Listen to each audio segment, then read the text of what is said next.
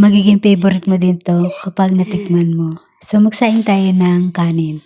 So, ang gamit ko yung jasmine rice. And then, mag-prepare tayo nitong rice vinegar, sesame oil, salt, and sugar. I-mix natin and then, ihalo na natin dito sa ating kanin.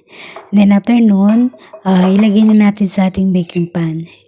At i-flatten natin siya. Ang kasunod niya nitong nori flakes. Now, after ng nori flakes, magawa tayo nitong tuna. Inalis ko yung oil. And then, naglagay ako ng pickled na cucumber, sriracha mayo, at saka tong cottage cheese. Wala kasi kaming cream cheese, kaya cottage cheese yung ginamit ko. Ano?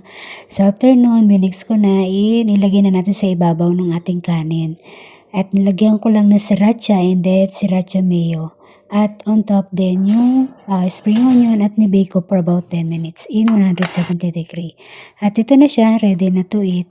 At masarap yan kapag ilalagay natin sa nori. Kulang-kulang ang ingredients ko pero sulit na rin naman kahit papano. Basta importante dyan, nagko-complement yung mga ingredients natin. So yun lang, sana may natutunan kayo. Bye!